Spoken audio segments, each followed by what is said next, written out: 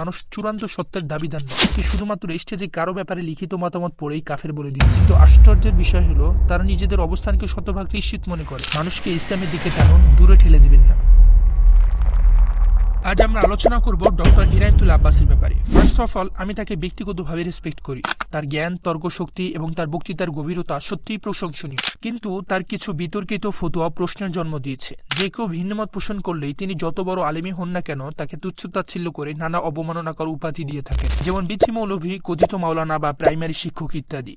এটি এক ধরনের স্বাভাবিক প্রবণতা হয়ে দাঁড়িয়েছে এবং তার অতিরিক্ত কাফের ফতোয়া দেওয়া বলতে বাধ্য করছে যেন তিনি এমন একটি চশমা পরে আছেন যা দিয়ে যাকেই দেখেন তাকেই কাফের মনে করেন। এভাবে কঠোরতা প্রদর্শন করে অন্যের উপর নিজের মত চাপিয়ে দেওয়া কি সত্যি ইসলামের শিক্ষা, নাকি এটি ইসলামের সৌন্দর্য ও উদারতাকে আরো ঢেকে দিচ্ছে?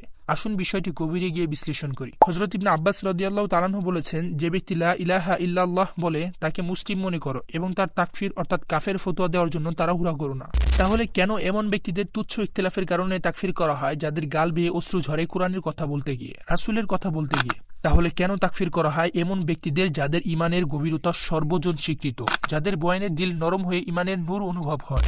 একবার এক ব্যক্তি আলী রাদিয়াল্লাহু তাআলা আনহুর কাছে এসে বললেন, ইবনে আব্বাস রাদিয়াল্লাহু তাআলা আনহু তো আপনার মতের বিপরীতে মত দিয়েছেন। এ কথা শুনে আলী রাদিয়াল্লাহু তাআলা আনহু বললেন, তুমি চুপ থাকো, কারণ সে একজন ফকিহ।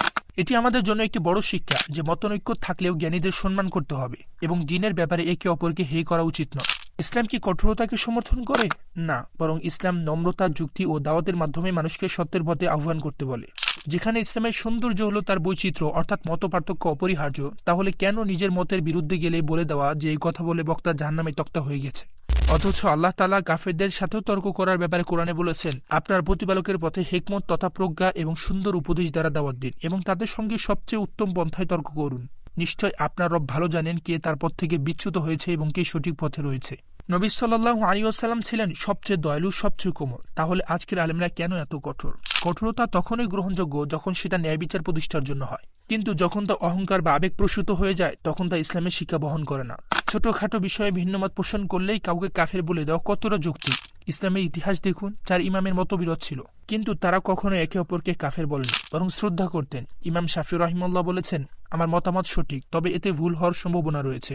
অন্যের মতামত ভুল, তবে সেটাও সঠিক হওয়ার সম্ভাবনা রাখে। এই উক্তির ভাবার্থ হলো যে তিনি যখন কোনো ইজতিহাদ বা ফতোয়া দেন তখন তিনি সেটিকে সঠিক বলে মনে করেন, কিন্তু তা ভুলও হতে পারে, কারণ মানুষ চূড়ান্ত সত্যের দাবিদার নয়। একইভাবে ভিন্ন মতাবলম্বীদের কথাকে তিনি ভুল মনে করলেও সেটি সঠিক হওয়ার সম্ভাবনাও থাকতে পারে। এই বিনয়ী ও পরিশীলিত দৃষ্টিভঙ্গির কারণেই ইমাম শাফি রাহিমাহুল্লাহ আজও ইসলামের অন্যতম শ্রেষ্ঠ ফকিহ হিসেবে স্বীকৃত। যখন 70 থেকে 80% আলেমের বিপরীতে গিয়ে কেউ ভিন্নমত গ্রহণ করে তখন তাদের উচিত নম্রতা বজায় রাখা। কিন্তু আশ্চর্যের বিষয় হলো তারা নিজেদের অবস্থানকে শতভাগ নিশ্চিত মনে করে এবং এমনভাবে উপস্থাপন করে যেন যারাই তাদের মতের বিরোধিতা করবে বা একে বিদআত কিংবা হারাম বলবে তাদের ঈমানই নেই। এত দৃঢ়তার ভিত্তি তারা কোথায় পান? ইমাম আবু হানিফা রাহমাতুল্লাহ আলাইহি বলেছেন, আমি এমন 99টি কারণ খুঁজে পেলেও যে ব্যক্তিকে কাফের বলা যায় কিন্তু একটি কারণ পাই যে সে মুসলিম হতে পারে, তাহলে আমি তাকে কাফের বলবো না। ইমাম আবু হানিফা রাহমাতুল্লাহ আলাইহি এবং তার শিষ্যরা সর্বদা কুফর বা তাকফির অর্থাৎ কারো উপর কাফের ফতোয়া দেওয়ার ব্যাপারে অত্যন্ত সতর্ক ছিলেন এবং সহজেই কাউকে কাফের ঘোষণা করতেন না। কিন্তু আজকের দিনে ইমাম আবু হানিফা রাহমাতুল্লাহি আলাইহি এর মাযহাবের একজন ন্যূনতম মুকাল্লিদ হয়েও কত সহজে, এমনকি শুধুমাত্র স্টেজে কারো ব্যাপারে লিখিত মতামত পড়েই কাফের বলে দিচ্ছি। এটি কি ইসলামের শিক্ষা নাকি বিভেদ সৃষ্টির হাতিয়ার? একজন আলেমের প্রধান কাজ হলো মানুষকে ইসলামের পথে ডাকা, বিভেদ সৃষ্টি করা নয়। কঠোরতা যদি মানুষকে ইসলামের প্রতি বিমুখ করে তাহলে সেটা এক প্রকার আত্মঘাতী কাজ। ডক্টর ইনায়েতুল আব্বাসী একজন ব্রিলিয়ান্ট স্পিকার, বাট ডিয়ার শেখ, please reduce harshness and stop this তাকফির কালচার। মানুষকে ইসলামের দিকে টানুন, দূরে ঠেলে দিবেন না।